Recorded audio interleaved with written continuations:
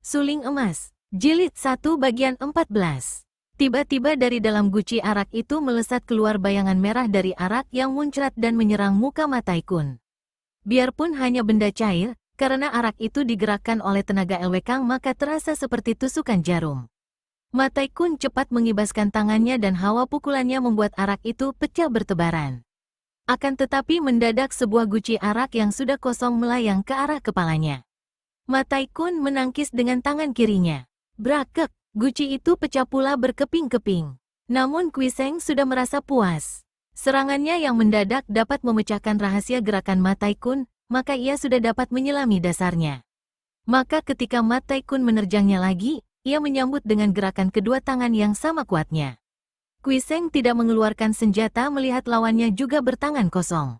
Memang di antara para saudara seperguruannya, Ma Tai-kun terkenal seorang ahli silat tangan kosong yang tak pernah menggunakan senjata. Namun kedua tangannya merupakan sepasang senjata yang mengandung racun, menggila dahsyatnya dan ampuhnya.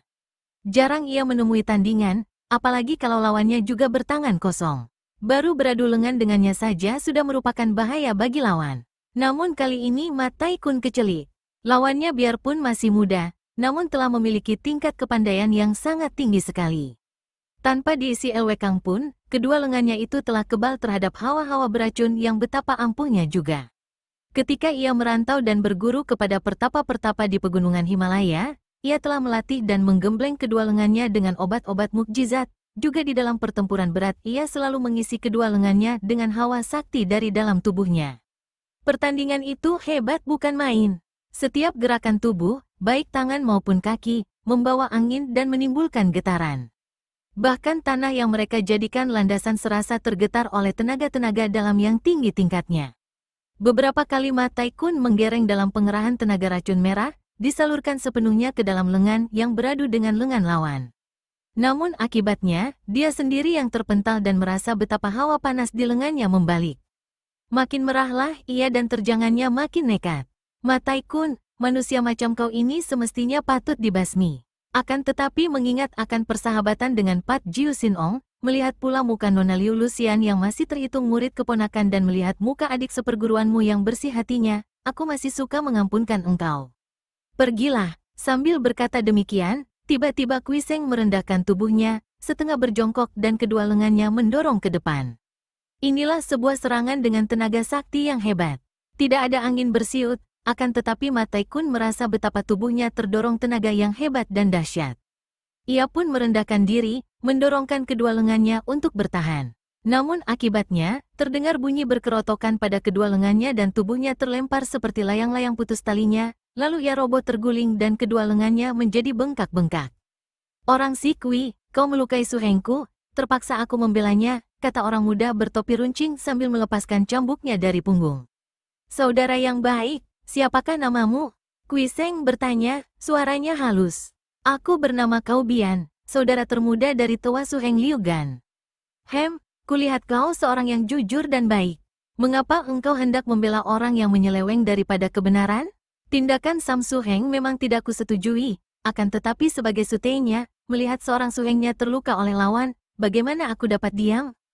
Kewajibankulah untuk membelanya. Orang si Kui, hayo keluarkan senjatamu dan lawanlah cambukku ini. Setelah berkata demikian, Kau Bian menggerakkan cambuknya ke atas dan terdengar bunyi bergeletar nyaring sekali. Diam-diam Kui Seng kagum sekali. Cambuk itu biarpun kelihatan seperti cambuk biasa, namun di tangan orang ini dapat menjadi senjata yang ampuh sekali. Dan ia kagum akan isi jawaban yang membayangkan kejujuran budi dan kesetiaan yang patut dipuji. Maka Kui Seng segera menjura dan berkata, Kau Eng Hiong, sikapmu membuat aku lemas dan aku mengaku kalah terhadapmu. Maafkanlah, aku tidak mungkin mengangkat senjata melawan seorang yang benar, dan aku pun percaya kau tidak seperti suhengmu untuk menyerang seorang yang tidak mau melawan. Setelah berkata demikian, Kui Seng melompat ke atas kudanya, menoleh kepada Lucian sambil berkata, Nona, terserah kepadamu ingin melanjutkan perjalanan bersamaku atau tidak. Lalu ia melarikan kudanya pergi dari situ. Liu Lucian tercengang sejenak. Gadis ini lalu tersenyum dan membedal kudanya pula, mengejar kuda pemuda yang sudah cukup jauh. Tinggal Kau Bian yang masih memegang pecut, tidak tahu harus berbuat apa dan hanya dapat memandang dua buah bayangan yang makin lama makin kecil dan akhirnya lenyap itu. Kau Bian Sute, adik macam apa kau ini? Kenapa tidak kau serang dia? Kau Bian terkejut dan cepat menoleh. Kiranya Ma Tai-kun sudah berdiri di belakangnya, meringis kesakitan dan kedua lengannya masih bengkak-bengkak. Tidak mungkin, Su Heng, dia tidak mau melawanku, bagaimana aku bisa menyerang orang yang tidak mau melawan? Dasar kau lemah. Mendadak Ma Tai-kun menghentikan omelannya karena tiba-tiba bertiup angin dan sesosok tubuh tinggi besar melayang turun. Kiranya Pat Jiu Sin Ong Liu Gan yang datang. Jelas bahwa tokoh ini marah, sepasang matanya melotot memandang Ma Tai-kun dan begitu kakinya menginjak tanah, ia lalu membentak. Ma Tai-kun, bagus sekali perbuatanmu, ya. Kau layak dipukul seperti anjing. Tangan kiri Liu Gan bergerak dan plakek, plakek. Telapak dan punggung tangan Pat Jiu Sin Ong sudah menamparkan cepat sekali mengenai sepasang pipi Ma Tai-kun yang terhuyung-huyung ke belakang. Pucat muka Ma Tai-kun dan matanya menyipit bercahaya ketika mendongak memandang. Toa Su Heng, apa kesalahanku? Masih bertanya tentang kesalahannya lagi? Anjing hina kau, tua bangka, kau berani menaruh hati cinta kepada puteriku, keponakanmu. Penghinaan besar sekali ini, tidak dapat diampunkan.